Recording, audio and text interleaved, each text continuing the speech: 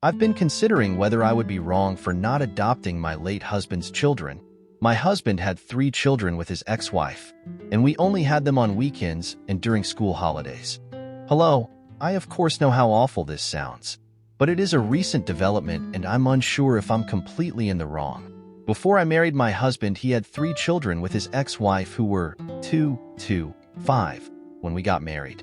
His ex was still bitter. I say this in the most respectful way possible, but it's true, as they had only been divorced officially for a year. After that, custody was a big issue with her, and my husband fighting for full custody. Unfortunately, we only ended up getting weekends and the complete months of December and July while they were out of school. So it goes without saying I wasn't much of a mother figure to them rather than their father's wife. My husband passed away 2 years ago in an accident, and I haven't seen them aside from the funeral in all that time. His wife called me up sometime last month to reveal she's suffering from a terminal illness, a brain tumor, and that she was hoping I could take in the children after she passed.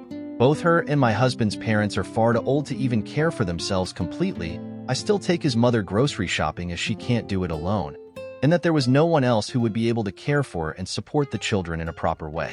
She said her sister suffers from addiction, and I'm not sure if that could be something the state would consider if there was truly no one left. I told her I'd consider and needed to think it over, and would call her in my mind. I feel that even though it's heartbreaking that she has to consider who will care for her children when she's dead so soon, but I'm not sold, and I don't want to jump in with full custody of 3 children who I haven't seen in 2 years. Aita? Opie adds more information in the comments. For people who thought it was relevant, we were married for 5 years and together for 6. The kids are now 10, 14. No, we never got around to having kids of our own, and I still don't have any. Their mother never remarried. I do passably for myself, but could reasonably support the 3 of them provided we all make sacrifices and their mother, or the state helps supplement the income either with her life insurance or some type of aid.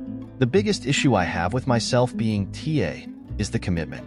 These are little people whom my husband loved dearly, but at the same time I barely know. I've always thought I was a decent person, but my extreme hesitation make me think otherwise. Verdict: no assholes here. Update May 24th, 2019. I want to thank everyone for their condolences for my husband and the life he lost. I wasn't sure if it was my right to update this, as I'm sure I made a decision most people would think me awful for. But at this point, it's more of a releasing of feelings off my chest. As you know, my husband's ex is ill, and I still feel for her greatly with much sympathy and will pray for her and her children. But it's been a very long time since I was in any way a parent to them. Even as a stepmother, most of their care went to my husband. I just don't feel I could properly care for them and myself in my life. I told her this, and I feel awful that I made her react the way she did, crying and coughing.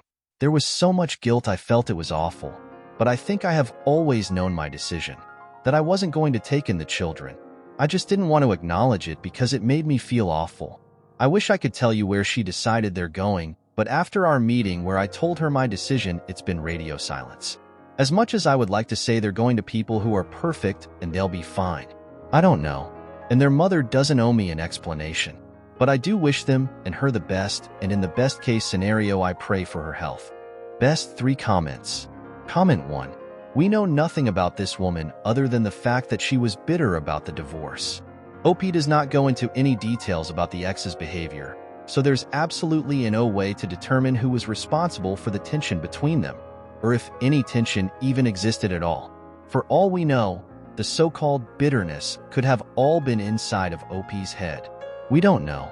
So the fact that you are fucking blaming the mother for creating the distance is one of the most absurd, asinine leaps in logic I think I've ever heard in my goddamn life. If only she'd been nice to Opie, maybe then she would have raised those kids. Fuck off. I swear to God. Only on Reddit do you find people who are so locked into their own black and white thinking that they read a story about 3 kids becoming orphans and blamed the woman dying of terminal brain cancer for not having the fucking foresight to be best friends with her ex-husband's new wife.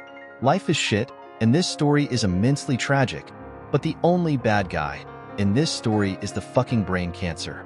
I mean, this is some next-level victim blaming bullshit. If Opie doesn't want to raise kids, she doesn't have to.